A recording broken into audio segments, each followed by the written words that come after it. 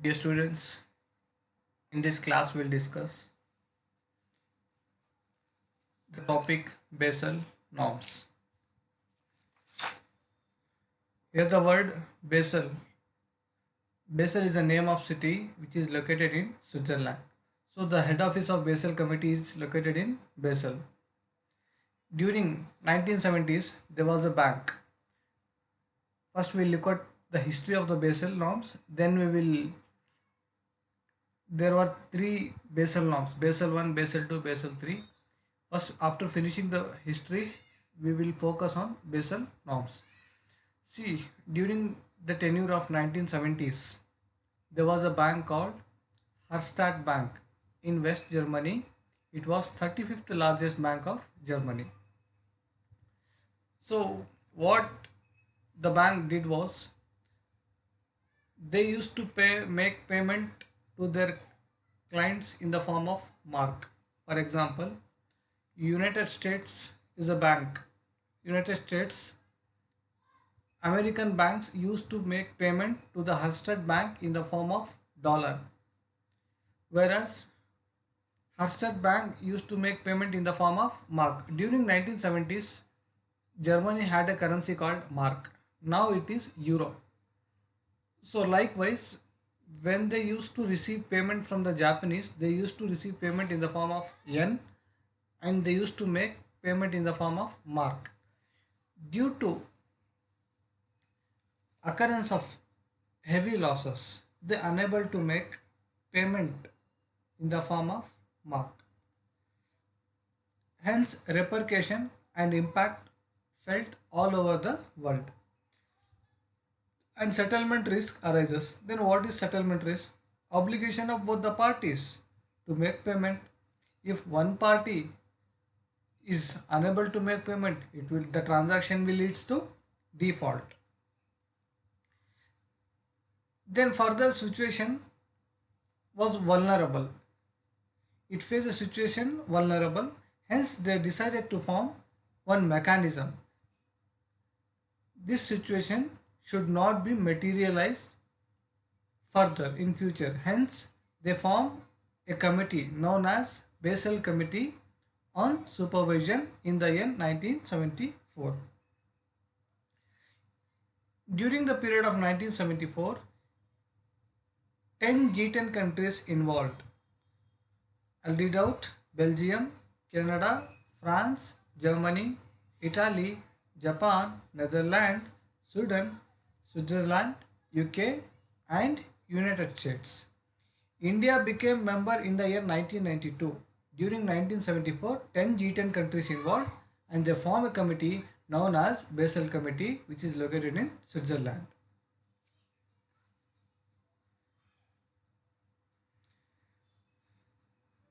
So Basel Committee doesn't have rigid norms.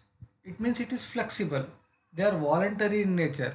Since it is it is a financial since the Basel Committee informs the financial terminologies to the central banks, it is very important for all the central banks to follow it. At present, there are 45 members from 28 jurisdictions. Here the general question arises, there were 28 jurisdictions, it means 28 countries, how it is 45 members? It is due to multiple institutions. For example, United States of America have 4 members. United States of America has 4 central banks. So some of the countries have multiple central banks. In India, there is only one central bank, that is Reserve Bank of India. And why the form committee? Because to avoid misuse of the banks. Because ultimately bank is dealing with public money, people were trusting, it has to be returned it back.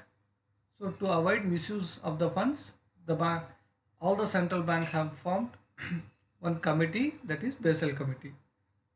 Next is to protect banking confidentiality. It is the duty of the banker to protect both confidentiality of banking transaction as well as customers transaction. Here money banks in US transact with Germany.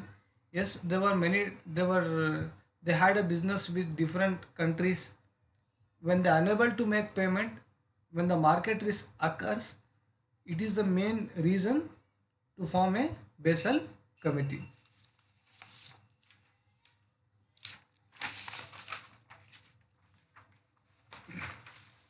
Here, to make the rules strengthen, to make the rules strengthen, Basel committee have made the rules in three categories, that is Basel 1, Basel 2, Basel 3.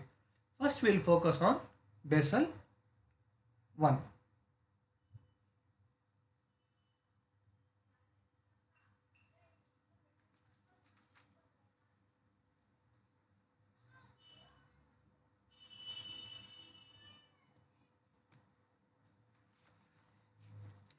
First one, Basel 1 depicts calculations, that is calculation of CAR and calculation of RWA.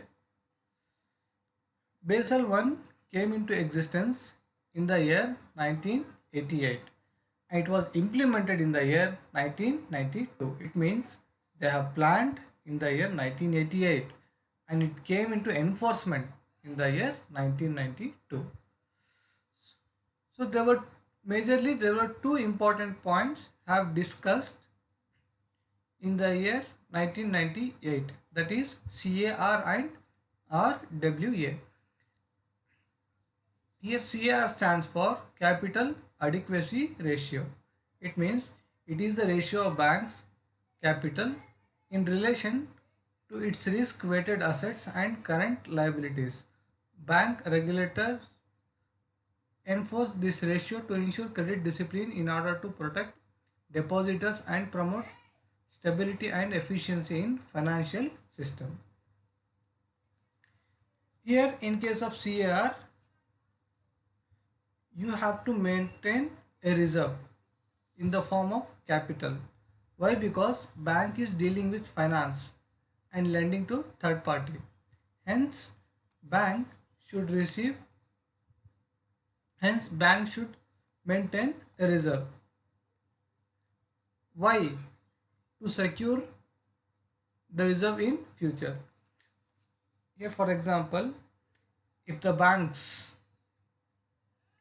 have received a deposit of rupees 10 crores, it means all the assets the bank doesn't have right to invest in the form of loans. Why? Because bank is dealing with public money.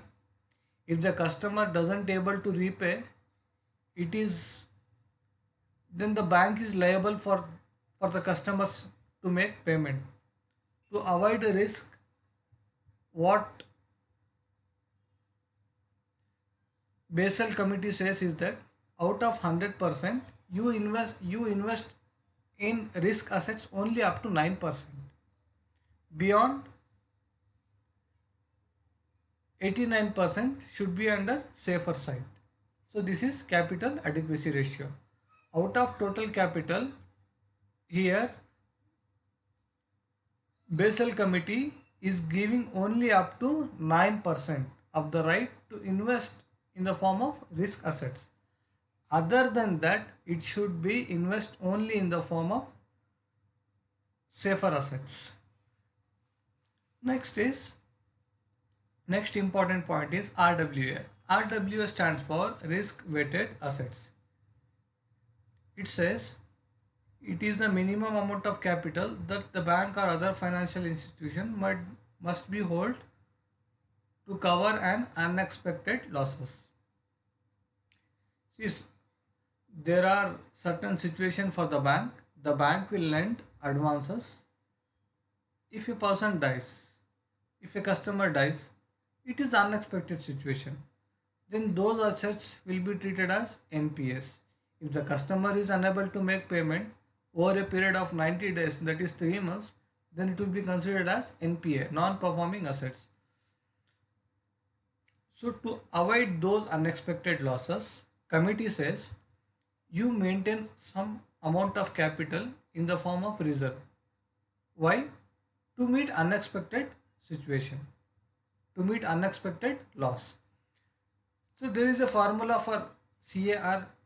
Committee defines that total capital upon risk weighted assets.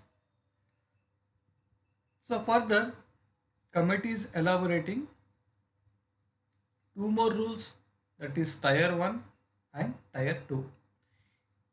Tier 1 says to maintain reserve you use your money. Here the committee is saying for the bank to maintain reserve whatever you have made the profit in the form of funds, in the form of advances. Out of those funds you maintain some amount as a reserve. Whereas in the tier 2 says you maintain reserve not from your money, not from your profit, whereas from the outside the source, collecting money from other banks to maintain reserve. Whereas in tier 1, committee is saying to use own money for the central banks. Whereas for the tier 2, the committee is saying to use money and to maintain reserve, whereas not from its own pocket, whereas from other banks to maintain reserve. Now we will shift to Basel 2.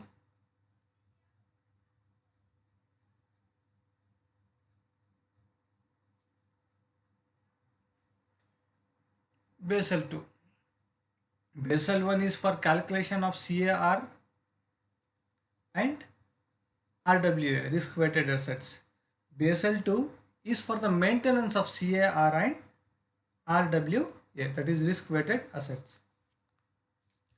So in CAR, the committee says CAR here Basel 2 is implemented in the year 2004 in the worldwide, whereas India adopted Basel 2 in the year 2009. There is a gap for 5 years. Here committee says for the member countries you adopt CAR, that is capital adequacy ratio 8%, all over the world 8%, but whereas India is adding 1% as extra, that is 9%. Other countries were maintaining 8% as CAR, but India is maintaining CAR as 9%. Why? Because India is developing country, India's economic position is a bit little weak, so India is adding one more percentage, that is 9%. So in Basel 2, the committee have make rules and regulations in three pillars. In Basel 1, they use terminology tier 1, tier 2. Whereas in Basel 2, the committee is using 1, pillar 2, pillar 3. Both were same. They in Basel 1 also they were to frame rules and regulations, they said just tier 1, tier 2. Whereas in Basel 2, they were saying pillar 1, pillar 2, pillar 3. It is nothing but rules and regulations. Here 3 rules, there 2 rules. Don't confuse with the terminologies. In pillar 1, capital adequacy, I have already explained this. India has to maintain capital adequacy ratio is, that is 9%. Other countries who are maintaining CAR is 8%. Pillar 2 means supervision. I will elaborate on supervision. Supervision means the act of monitoring the financial performance and operation of the banks in order to ensure that they are operating safely and soundly and following rules and regulations are supervision conducts by Basel. It means the bank should give priority on safety and security. Who? The central banks. The central banks have to lend those rules and regulations whatever the committee has given. For example, India receives message from Basel committee, RBA, that is RBA. So RBA has to reframe the rules and regulation, has to pass to the commercial bank. Why? To invest in safer side, to be safe, and to implement rules and regulations. Next is market discipline. Pillar 3 is market discipline. Here basically how to manage the risk. Here market discipline refers to the obligation by banks and financial institutions to manage stakeholders' risk. Who are stakeholders? One who borrows a loan is a stakeholder. One who deposit money into the bank is a stakeholder for the bank. So it gives education, it gives ideas for the central bank by the Basel committee how to manage the risk in the market. See, I say risk can be minimized, but it cannot be avoided. Wherever there is a huge profit, there is a risk.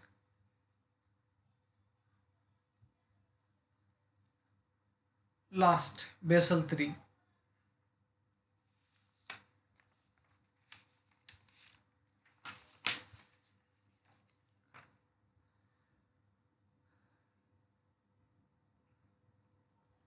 Basel 3, see in India, who lends money for the housing loans? That is National Housing Bank, who lends money to the commercial bank to provide housing finance for the one who borrows loan from one who borrows loan by pledging the property papers, that is said to be a home loan.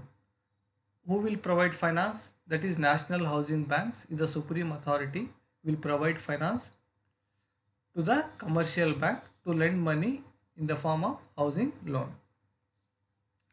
So there is a reason behind to for implementation of Basel 3. In the year 2008, we know there was a recession. Share market have fallen down. Here the reason behind is, there was one American bank called Lehman Brothers, and they lend money to prime customers and subprime customers without verifying KYC. So who is prime? So what is prime customers here? Here prime customers means regular customers, will one who wishing to make payment regularly.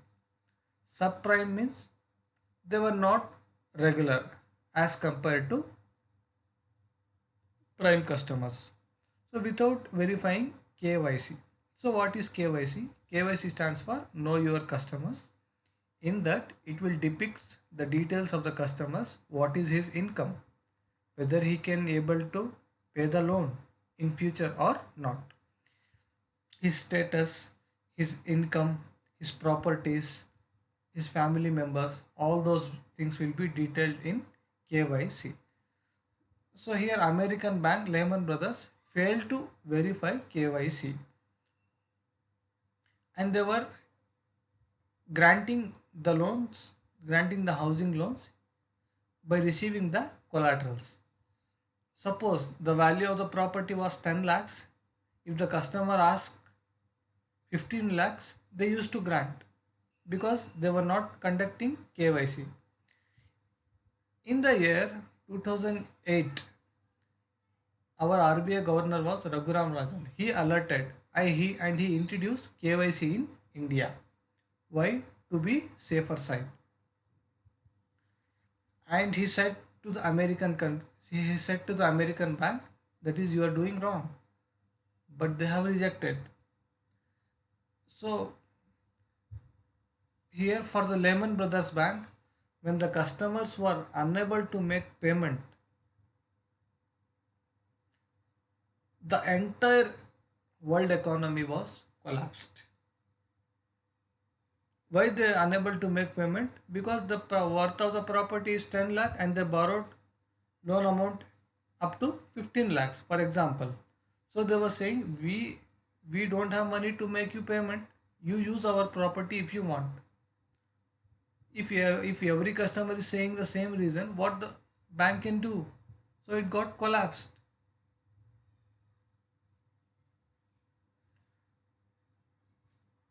So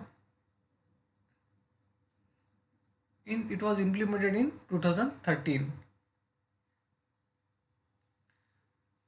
Then Basel norms came into existence in the year 2013, but it was adopted in India 2020, that is 31st March 2020 we have adopted Basel norms. To maintain CAR, it says already India is maintaining CAR of 9%. So Basel committee further they have elaborated the rules and they says you maintain CAR but 7% from tier 1 and 2% of tier 2 in the form of cash. Here in Basel 2 I said tier 1 means bank's money, tier 2 means bank collect from other banks. And the says further says committee you maintain CCB, that is capital conservation buffer. CCB stands for capital conservation buffer. You maintain CCB in the form of in 2.5%, but not in the form of cash, in the form of shares. That is in boom period. Whenever you are making good more profits, lump sum profit, you maintain CCB, that is 2.5%. Here the committee is saying whenever you make huge profit at the boom period, you have to maintain 2.5% of CCB. If you are in recession, no need to maintain.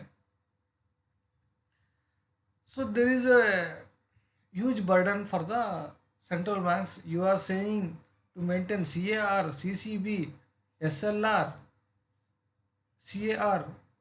It, it is not at all possible. Then the committee further said you maintain CCB, that is 0.5% for 5 years. That is from 2014 to 2019.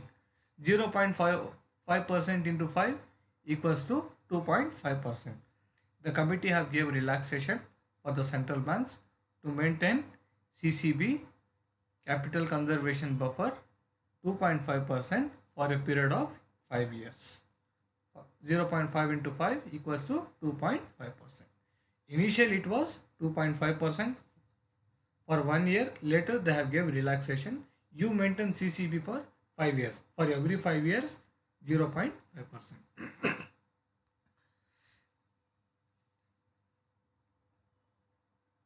Further, committee elaborates, greater the risk, greater the result has to be maintained. It means if you are investing in those areas where there is a more risk, then you have to maintain more reserve. As simple as. Next, to ease liquidity in this current budget, Government of India has sanctioned 70,000 crores to maintain NPA. To make the business easy for the banks, for example, Punjab National Bank, they have sanctioned loans to Nirav Modi and he eloped. For such banks, the bank has sanctioned in the current year, in the last year, 70,000 crores. Why? Because